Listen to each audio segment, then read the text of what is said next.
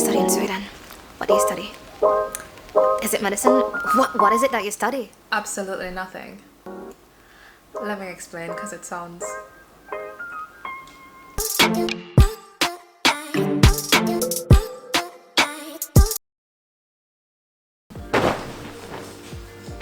Welcome, loves. I'm Anisha, your favorite, if not soon to be your favorite Jamaican friend that lives in Sweden. The way Sweden is set up is that you finish high school, then you have college. High school, we call that gymnasiet. Like gym and nas-iet. Gymnasiet. So de har gymnasiet. And what happened is that I finished gymnasiet studies in my own country. But when I moved to Sweden, they said that it's not valid. When you migrate from another country to Sweden, they have a system that evaluates grades for you. They call it UHR. And I was calling them for 2 years and they were telling me like, unfortunately, which in Swedish they say tyvärr, du kan inte hjälpa dig.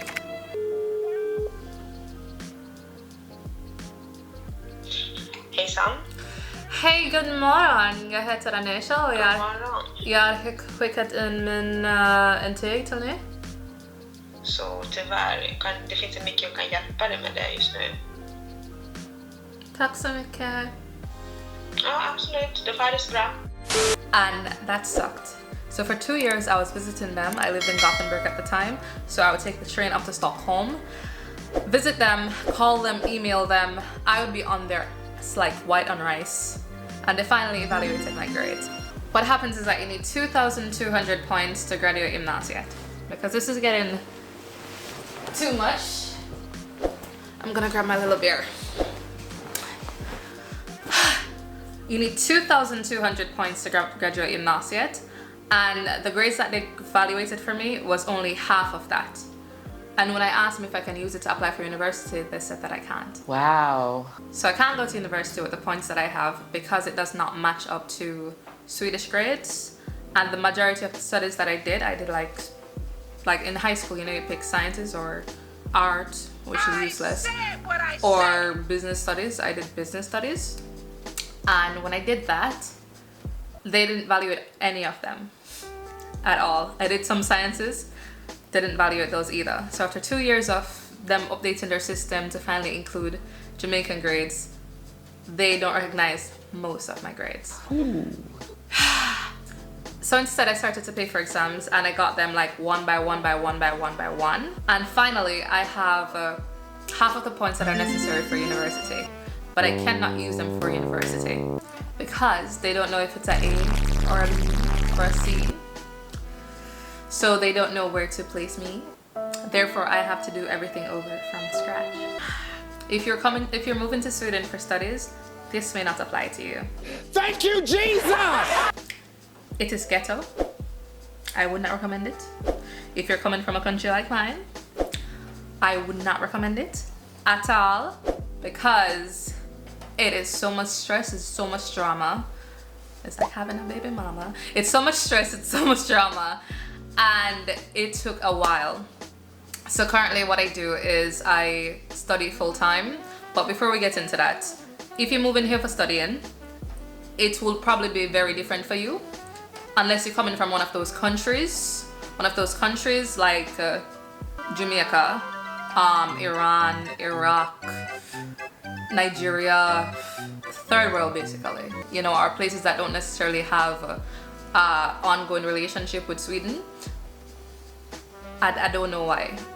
Like, I have friends that are coming from Ghana, right? Or Nigeria or wherever they're coming from. They don't look the same, but they look the same, you know? But I have friends that are coming from third world countries or poorer countries. When they start the university process, they can come and start university in Sweden immediately. So if I had started university in Jamaica, then I could have done university in Sweden because I could have just transferred. But when you're coming with high school grades, them don't say that at all. Them don't recognize that at all. Them not have nothing to do with you. Them don't want nothing to do with you. So the majority of people that come in here, when they're in the 30s or 40s or 50s or whatever the case may be, they start working in jobs that they would not necessarily take at home. That is a big downside, and this is like the things that they don't tell you. It sounds bad, but it gets better, don't worry. When you were a doctor in your own country, you come here and you know, you're a taxi driver. You used to be an engineer, but it's not valid here because they don't know where to place it. You don't have your papers, or even if you do have your papers, it's still like they don't know what to do with that, and they consider that whatever you were learning in Afghanistan is not what they're teaching in Sweden, because I guess math changes in different countries. Don't listen to me. But yeah, you'll have people that are educated in their own field back home, and when they move here, they are taxi drivers or they're working in McDonald's. It is sad, and the reason why they choose to do that is because they have someone to provide for. So how the system works, because Swedish system is like, it's very complicated, so it's nice when people explain it for you, and I wish someone did that for me. How the system works is that it is free to study. If it's a case where your grades are not evaluated by Swedish society, I hate you guys. I'm kidding, but yeah, it was very frustrating. If your grades are not evaluated, then you can study them for free. You can study online, which is called distance. You can go to the classes, you can go to the courses. The only issue is that you'll have to study in Swedish. So you're gonna have to get your Swedish grades up. You're gonna have to get your Swedish up. For me, I do not think that I speak any Swedish at all, because my Swedish sounds like it needs some but I can read in Swedish, therefore I learn in Swedish. If it's a case where you're going to do, like, you know how I said school is free and all that, you still have to do the subjects before you can go to university. The subjects that you're going to do, they're going to teach you in Swedish. Just nu gör jag matte 4 och svenska 1. So what you're going to need to do, you're going to have to do English, geography, all those like stuff already. If you have the information beforehand, you can just pay to do the exam, so you don't have to do all this again. So since you can study distance, you can work part-time and you can start from scratch. I think that when you are older, it is harder for you. But if you don't have anybody providing for, or you don't need money right away, then I think that it is completely worth it to study here. Because on top of it being free, like, you can become a doctor tomorrow, you can feel med school, you can feel law school, you can study dancing, you can study gender studies, you can study toenails. I don't know if you can study toenails, but you get the point. You have so much things you can study, and you can fail all of them and go again. I know a lot of people that do that. Well, on top of that, Good news, everyone! the government gives you money to study. In Sweden, they have this thing where they say that the government is your sugar daddy. Yes, Daddy. That sounds terrible, and I've heard it, but it's like, it's your sugar daddy that just requires you to be educated. You have this thing called CSN. I do not know what it stands for. Someone enlighten me. But you have the amount that you get for free, which is an allowance. If you're a student, you get an allowance for free. You can also take the loan, which you're not taking loan to study, you're taking home loan to like live. So you can study full-time, you can study at home, you can study and you have a job, and you can still get CSN. So you're getting money for studying, and you can go at your own pace. Not bad, not bad. Typically, high school education, which is like no going around it, that's what you have to do or redo. It can take you 3 years, it can take you 2 years, it can take you a year. I decided that I wanted to not take so much time. So if a course would take me, because you do the subjects individually, if a course would take me 3 months, I try to get it done in 1 month, or I just pay to do the exam if I have the knowledge beforehand. Because who wants to sit down in a high school again? Who want to do that? Apart from CSN, if you're a student here, I think it's very good to know they have this thing called bostadsbidrag, which is called housing allowance. You get it if you are younger than 29 or if you have children. So you can get assistance for housing to pay rent or whatever. Not everybody gets it. Most people don't apply for it because they just don't care.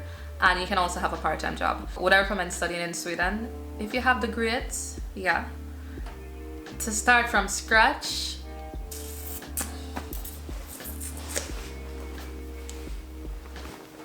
that's another question. That's a complete different question, because I was considering going back home for a year and doing CAPE and then coming back, which CAPE is like college level, so that means I'd have the same level here. But then when they told me that they don't know where to put it, they don't know like which grades I would get, it didn't make sense. Therefore, I'm doing it. And since I get assistance, which is called CSN, I don't have to work at the same time. I can get a part-time job if I want, or I can just study full-time. If you're going to go like full speed ahead, like you just want to finish it as soon as possible, I would recommend that you study full-time, and you can do it distance or you can go inside. Recommendation to study here, if you have the grades, would be 10 out of 10, because it is worth it. It's a society where if you're dunce by choice, because education free. Most people have been to university or high school and or whatever. High school and is college, stick with me, you know? Sometimes they go on drop out or whatever the case may be. But yeah, I recommend studying here. If you don't have the grades, maybe it's 5 out of 10, because it's a lot of work and it's very humbling. So another thing too is that you have like a lot of, I'm looking outside because it's raining and it's so beautiful, my new apartment. Yeah, but another option is that if you are a student, you have 1,000,001 different discounts. So you have I think I know about 15 apps that you can get discounts on: food, clothes, sex toys, traveling, hotels. Like, you can get discounts on everything. Let me know if you guys want to know apps like that where you can actually save money. And that's it. Thank you guys for coming to my TED Talk. Thank you for watching, and I'm going to see you next week. Later.